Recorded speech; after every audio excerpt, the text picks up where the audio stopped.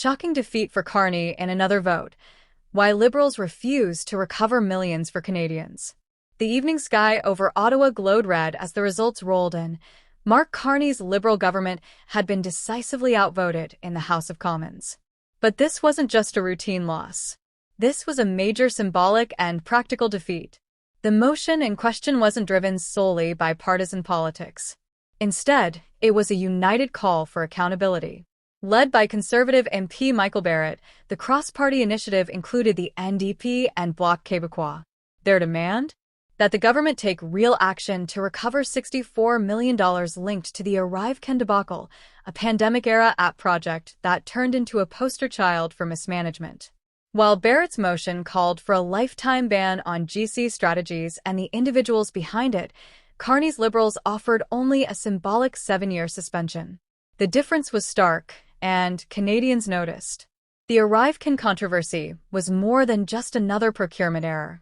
It became a symbol of government waste, incompetence, and a disturbing lack of consequences. Initially billed as a digital tool to streamline border crossings during COVID-19, it ballooned into a bureaucratic disaster. What was supposed to cost a few million skyrocketed, with reports of the app not functioning, crashing, or even sending false quarantine orders. Most egregiously, $20 million reportedly vanished with no trace, no documentation, no services rendered, no accountability. Barrett's motion cut to the heart of public anger. If $64 million was mishandled, it should be recovered, and those responsible should never again profit from public funds. Barrett made the case with relentless focus. GC strategies didn't even complete much of the work themselves. They subcontracted tasks to third parties, some of whom didn't deliver. Testimonies in committee showed evasiveness, vague timelines, and a refusal to own up to the failures. Barrett highlighted a real risk. Without naming and banning the individuals involved, they could simply launch new companies, bid for future contracts, and repeat the cycle. He argued that government bans on companies meant nothing if the people behind the failures could just operate under new branding. Without a lifetime ban, the Liberals were simply enabling another round of abuse. This vote in Parliament was a rare moment of cross-partisan agreement. In a time when Canada's politics are often gridlocked, the collaboration between Conservatives, NDP, and Bloc stood out. It demonstrated that when the issue is clear, misused public funds, no accountability, and government protection of insiders, ideological boundaries dissolve. The fact that even the separatist Bloc Québécois supported Barrett's motion was a stinging blow to Carney's leadership. It showed just how isolated he had become. Even traditional Liberal allies weren't interested in shielding his government from this scandal. Carney came into the political arena promising a new era. His pitch to Canadians was competence, transparency, and a break from the years of Liberal scandal and erosion under Trudeau. But this vote exposed the widening gap between his rhetoric and his actions. He hadn't presented a full and detailed budget, he had evaded tough motions in the House, and he was now resisting even symbolic efforts to recover stolen or wasted money. Instead of rising above the fray, Carney was sinking into the same culture of evasion and political spin that had soured so many Canadians on his predecessors. Whispers in the corridors of Parliament added further suspicion. Staffers and insiders suggested the government's resistance to the motion wasn't just about optics. It was about fear. There were concerns that a deeper dive into procurement failures might expose troubling links between contractors and Liberal-connected firms. If individual accountability was enforced and audits expanded, what else might come to light? What other departments, what other companies, what other names might emerge from the shadows? The refusal to support Barrett's motion wasn't just weakness, it was self-preservation. This wasn't a one-off problem. The Auditor General's findings showed that improper contracting stretched across multiple federal departments. Contracts had been awarded without competition, without documentation, and sometimes without deliverables. In other words, the ArriveCAN scandal was just the tip of the iceberg. The procurement rot ran deep. Now Carney faced a crossroads: initiate a sweeping cleanup, including reforms, investigations, and bans, or keep the lid tightly shut and hope voters moved on. So far, his silence spoke volumes.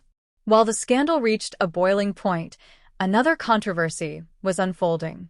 Just as Parliament adjourned for summer, many Canadians were expecting action on key issues: rising crime, ER wait times, climate uncertainty, and growing mistrust in governance. Instead, the Liberals hurried to leave. One MP begged the House to stay and deal with justice reform, nearly in tears during his plea. His appeal was ignored. Parliamentarians filed out. To many, it felt like a dereliction of duty at a critical hour. And it cemented a growing sense that the Carney government wasn't built to fix problems, it was built to dodge them. Even small cultural moments began to take on outsized weight. On Father's Day, a national newspaper published a headline that ignored fathers entirely and emphasized mothers instead. It struck many readers as yet another example of how institutions, media and political alike, seemed out of touch with ordinary Canadians. It wasn't about just one article. It was about the broader feeling that elites were more interested in virtue signals and identity narratives than they were in real-world crises like economic hardship, security threats, and broken public services. From the Conservative side, strategist Wyatt Claypool reflected critically on recent electoral performance. He applauded Pierre Poilievre's direct energy and grassroots resonance, but took aim at Party HQ, especially campaign director Jenny Byrne, for not capitalizing on the Liberal implosion. Ridings were lost by razor-thin margins.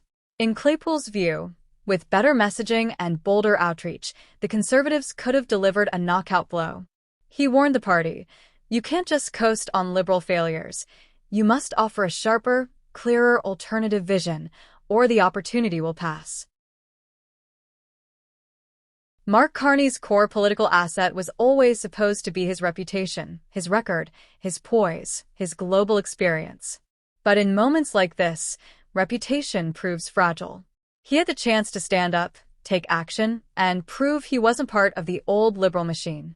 Instead, he signed off on a watered-down ban, skipped important debates, ignored growing ethical concerns, and watched his credibility erode in real time.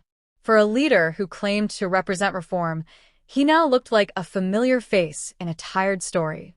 The House vote on Barrett's motion wasn't just another procedural day, it was a signal. It revealed that Canadians and many of their representatives are no longer willing to tolerate excuses, delay, or token gestures. The refusal to recover the $64 million sent a message about the Carney government's real priorities: protecting insiders, avoiding public scrutiny, and preserving its image. It's a dangerous strategy, especially in a political climate where trust is evaporating. If Carney thinks Canadians won't remember this betrayal, he's in for a rude awakening. What happens in the coming weeks may define the rest of Carney's political career. Will he shift course, embrace accountability, enforce meaningful bans, and commit to procurement reform? Or will he retreat, spin the media narrative, and bet on short public memory? Whatever choice he makes, the flames of public frustration are growing hotter. The Liberals are playing with fire, and Canadians are watching, waiting, and ready to act at the next opportunity.